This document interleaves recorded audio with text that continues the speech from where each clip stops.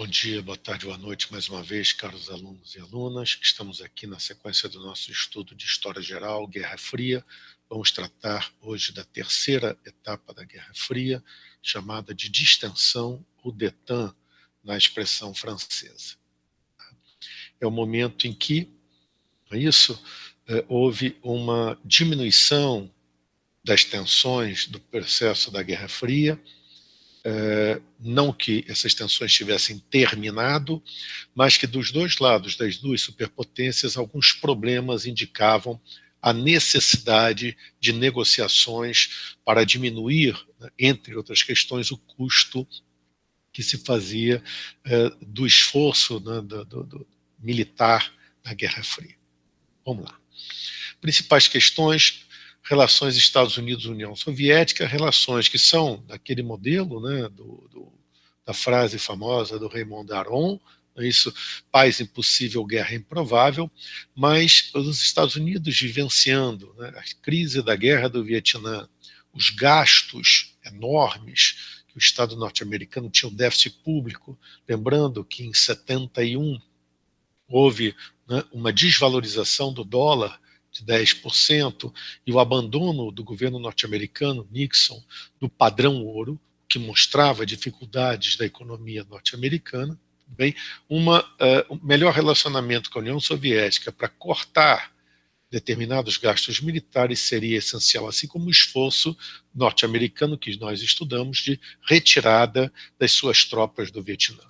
Os acordos SALT I de 72 e SALT II de 79 eram acordos para limitar a produção de armas nucleares de médio alcance.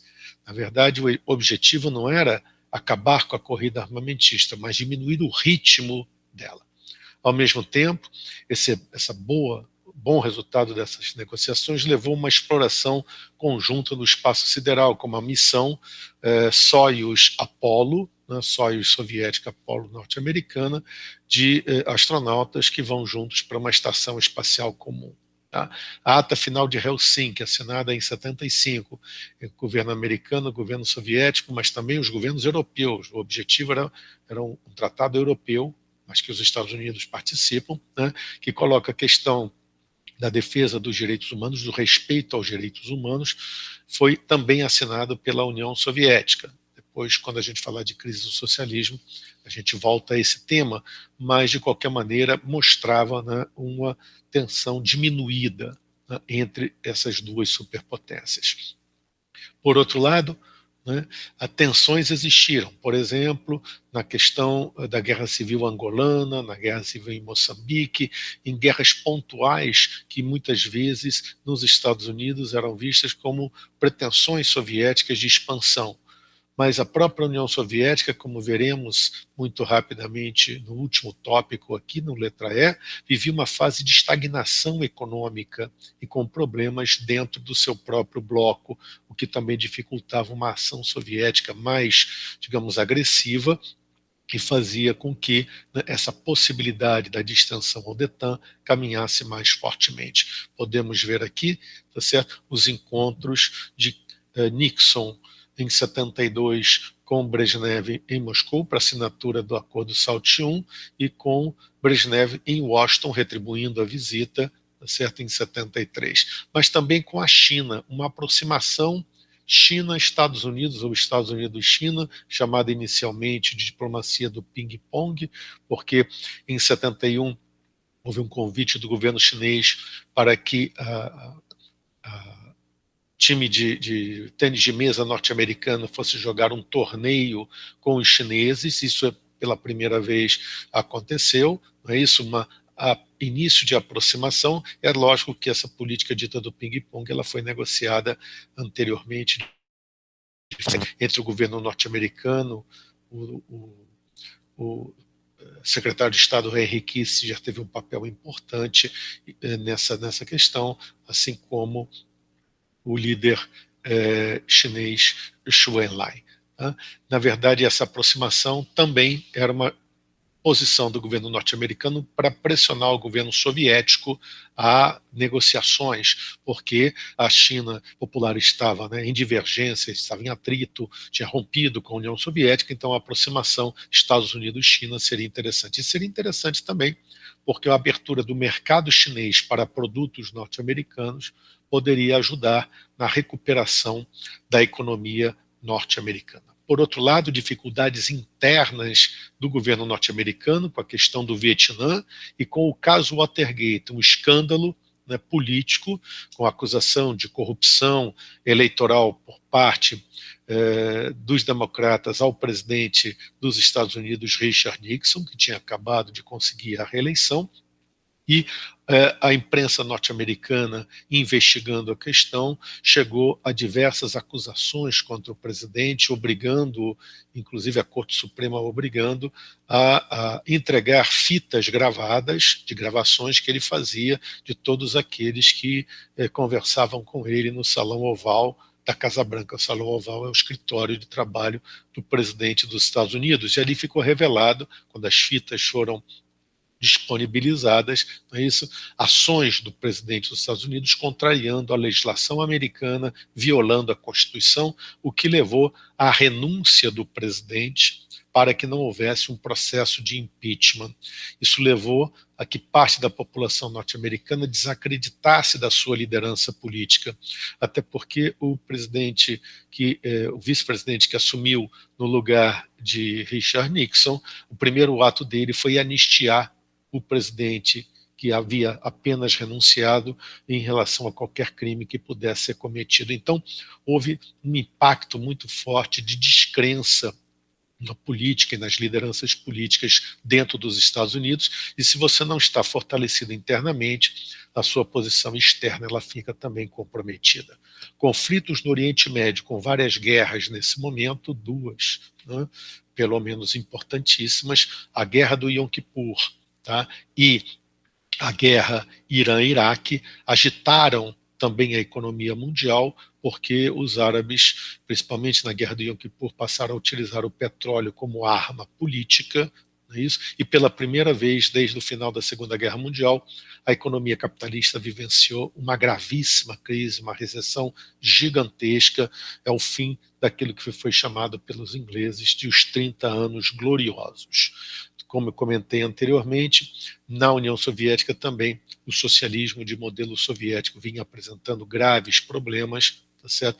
O que também contribuiu para a necessidade de diminuir, né, as tensões com os Estados Unidos, e é um momento em que aparentemente caminha-se para soluções diplomáticas dos problemas internacionais. Tudo bem? Aqui, como eu comentei antes, aspectos dessa distensão, fotos dos encontros dos líderes norte-americano, soviético e norte-americanos e chineses, feito. Aqui, né, a manchete do Washington Post, que foi o jornal que mais investigou o caso Watergate, que aliás iniciou a investigação do caso Watergate. Nixon, no dia 7 de agosto, fez um discurso dizendo que não renunciaria, porque o processo de impeachment seria votado em breve, e no dia 9 a manchete é que Nixon renunciou exatamente para não sofrer o processo de impeachment, e o presidente Gerald Ford assumiu então a direção do governo norte-americano, do executivo norte-americano. Aqui os acordos SALT com Nixon, Ford preparando as bases do SALT II com Brezhnev, e Brezhnev, o aparentemente eterno líder soviético, assinando com o presidente Jimmy Carter, que substituiu Gerald Ford, que foi derrotado Ford nas eleições de 76, tá? Os acordos SALT II, continuidade da limitação de armas estratégicas de médio alcance. Aqui a missão conjunta ao espaço, não é isso? Soyuz e Apollo, mostrando essa distensão, e aqui a assinatura da data final de Helsinki. Reparem, o chanceler da República Federal da Alemanha, né, Helmut Schmidt, aqui vem com o chanceler da República Democrática Alemã, né, assinando o Honecker, assinando os acordos de Helsinki, a data final de Helsinki, as duas Alemanhas assinando o acordo junto com os Estados Unidos, o presidente Ford e o próprio dirigente soviético Brezhnev, que aqui está. É isso? Questão dos direitos humanos. E as principais crises do período nós trabalharemos em próximas aulas. A questão palestina trabalharemos no tema Oriente Médio. O golpe militar no Chile, trabalharemos no tema América Latina no século XX. Guerra do Yom Kippur, também em Oriente Médio. Revolução dos Cravos, no tema Descolonização Afroasiática. Tá? A questão do Vietnã, da unificação do Vietnã sob o governo socialista, já falamos na Guerra do Vietnã, temos um vídeo gravado sobre o assunto. Revolução Iraniana, Guerra do Afeganistão, Guerra Irã-Iraque, no tema Oriente Médio, que, como vocês já perceberam, será um tema longo. E a questão do Sindicato Solidariedade, trabalharemos na crise da União Soviética e do Bloco Socialista na última fase da Guerra Fria. Então, aqui, só para vocês terem algumas noções. A questão palestina e o episódio de Munique de 72, quando um comando palestino invadiu a Vila Olímpica e sequestrou atletas israelenses, tudo bem? Aqui o golpe militar no Chile, que derrubou o governo socialista de Salvador Allende, eleito democraticamente em 1970, e deu origem à ditadura Pinochet. Aqui o choque do petróleo, a partir da guerra do Yom Kippur, o primeiro choque do petróleo, e aqui os preços do barril do petróleo no mercado internacional, saltando de,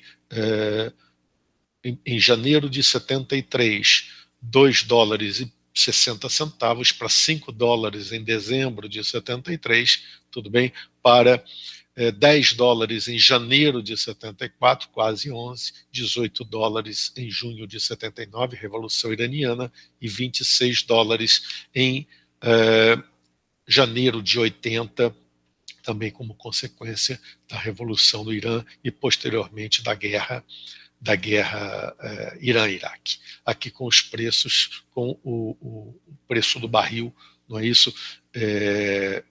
Com dólares de 2018, fazendo a desvalorização do dólar no período, para vocês entenderem o choque que isso gerou. A Revolução dos Cravos em 74 em Portugal, derrubada do regime salazarista e suas consequências, a queda de Saigon para um regime comunista, já falamos em Guerra do Vietnã, a Revolução Islâmica no Irã, que levou ao poder o Ayatollah Khomeini e o fundamentalismo islâmico, que trouxe uma mudança completa na situação internacional, a Guerra do Afeganistão, intervenção soviética, a Guerra Irã-Iraque e a questão da Polônia com o Papa polonês e o reforço às posições do Sindicato Solidariedade, criticando o modelo soviético na Polônia. Tá? Com isso, tá, eu termino a minha apresentação de hoje. Tá? Me despeço de vocês, mais uma vez agradecendo a paciência de terem escutado. Um grande abraço, até o nosso próximo encontro.